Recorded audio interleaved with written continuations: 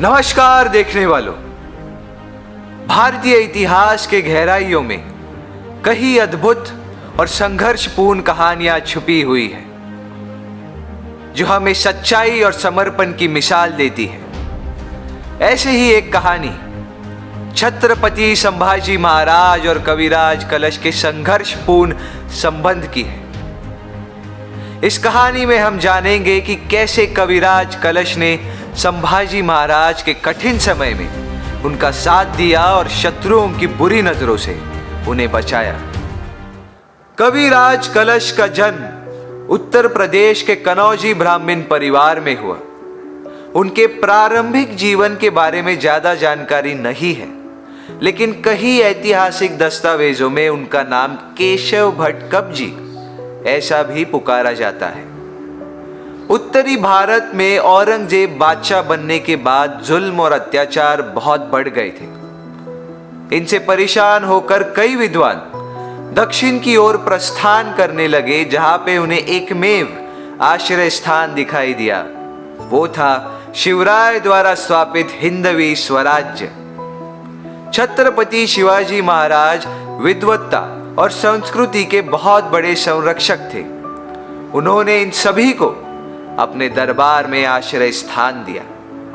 एक रोचक कहानी ऐसी है कि जब छत्रपति शिवाजी महाराज आगरा से मुक्ति पाने के प्रयास में थे, तब उन्होंने अपने बेटे बाल शंभू राजे को मथुरा में रखा। इसी समय कवि कलश और संभाजी महाराज की पहली मुलाकात हुई। इस मुलाकात ने एक अटूट संबंध की नींव रखी, लेकिन इस घटना के भी कई मतांतरण हैं।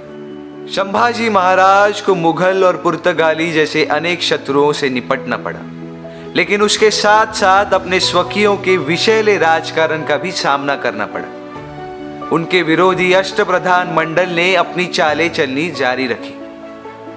इस संकट से उबारने के लिए छत्रपति संभाजी महाराज ने अपने प्रिय भरोसेमंद कवि कलश की मदद ली। 1686 में छत्रपति संभाजी महाराज ने कविराज कलश को कुल मुख्तियार पद दिया, जिसका अर्थ था मुख्य प्रशासनिक अधिकारी। ये प्रशासन में एक महत्वपूर्ण पद था और इसके माध्यम से कविराज कलश ने संभाजी महाराज को कई छोटी बड़ी समस्याओं में मदद की। संभाजी महाराज ने कविराज कलश को छंदोगामत्य की भी पदवी दी, जिससे अष्टप्रधान मंडल का महत्व कम हो गया। जब बादशाह औरंगजेब ने संभाजी महाराज और कविराज कलश को धोखे से पकड़ा था, तभी उन पर बहुत अत्याचार और जुल्म किए थे।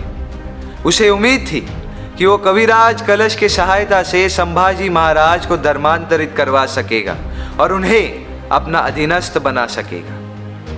औरंगजेब ने कविराज कलश को विभिन्न प्रलोभन दिए, लेकिन कविराज कलश ने उन सभी प्रस्तावों को ठुकरा दिया और अपनी निष्ठा और समर्पण के साथ महाराज के साथ बने रहे।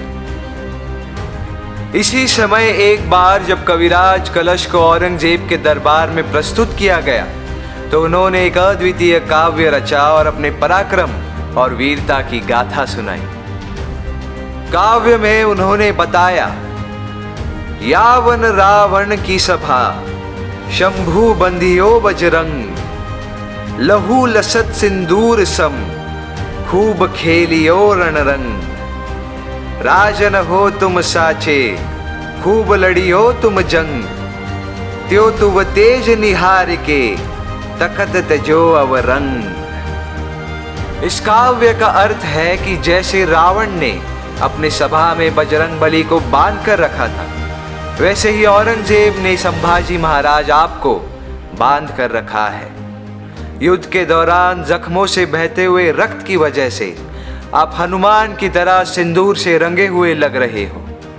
सूर्य के उगने पर जैसे अन्य प्रकाश स्रोत फीके पड़ जाते हैं, वैसे ही आपके तेज की वजह से औरंगजेब नतमस्तक महसूस कर रहा है। इस काव्य को सुनकर औरंगजेब गुस्से से लाल हो गया और उसने कविराज कलश की जबान काटने का आदेश दिया। इन अत्याचारों के बावजूद कविराज कलश और संभाजी महाराज ने अपने आत्मसम्मान को नहीं छोड़ा और इस तात्कालिक परिस्थिति का डटकर सामना किया।